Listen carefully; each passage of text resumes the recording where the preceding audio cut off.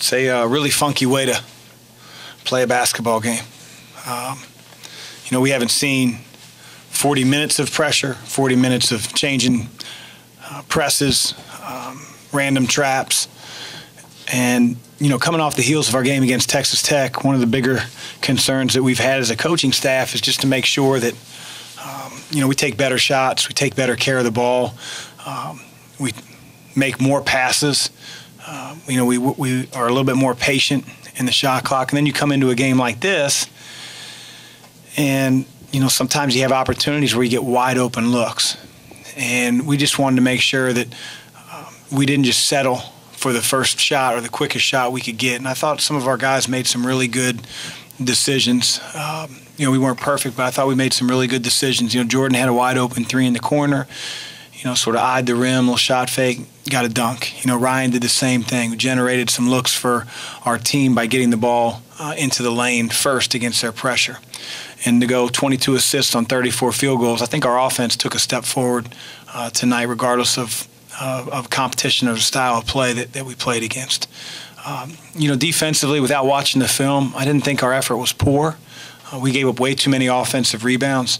I think that they also hit some contested jump shots, which is going to happen sometimes. So, I thought we got better over the last couple of days, and we're going to continue that improvement here until we play Miami on Wednesday night. You hit on it a little bit already with getting the ball in the lane, but it seemed like that was also happening in a variety of different ways. You were having the guards driving sometimes it was a pass into one of the bigs on the low block.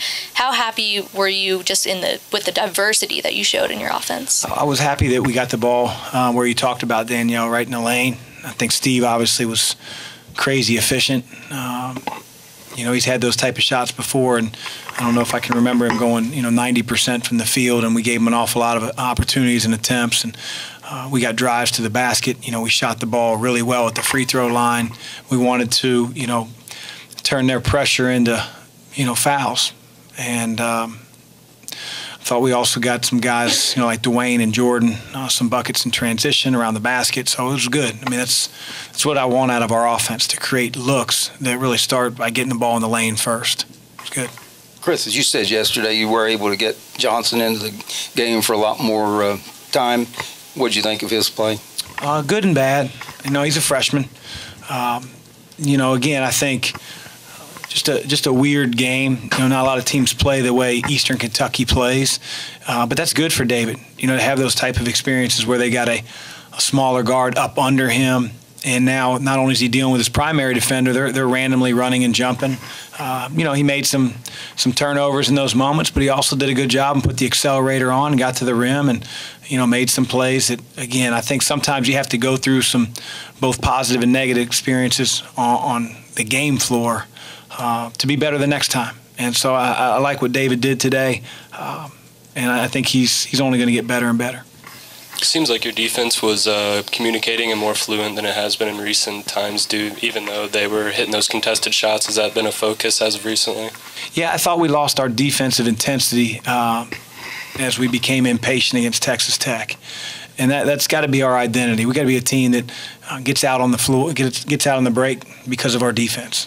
And, they did scramble, and not happy with them getting 16 offensive rebounds. And, a large amount of those were, long ones that they were tracking down. I think they have some really good team quickness, quite honestly. But we got to be better than 16 offensive rebounds. But I thought our defense, again, without watching the tape, I don't think it was an A+, but I also don't think it was in the C range either.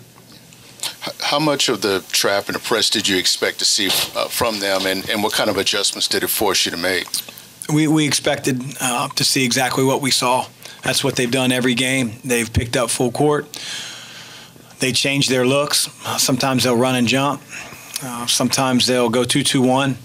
Sometimes it's really hard to tell the difference. But I thought our guards, for the most part, did a pretty good job, really having never seen that before.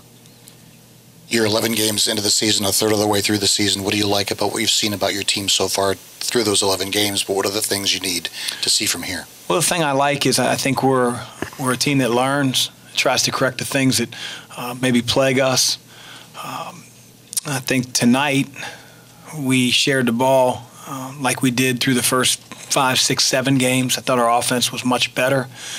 You look at Steve and Jordan, how efficient they were, and that's going to be important as we play better and better defenses and better teams. I do think we've been a really solid defensive team all year, and so just got to continue to improve.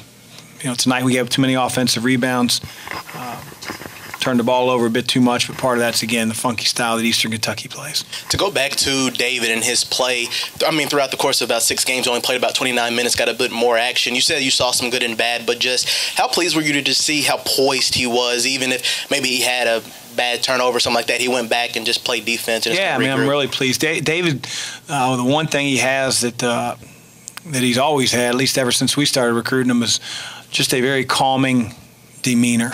He's very, very even-keeled. Doesn't get too high, doesn't get too low. It's very frustrating throughout the recruiting process because I never know what the hell the kid was thinking. But that's a good trait to have on the basketball court.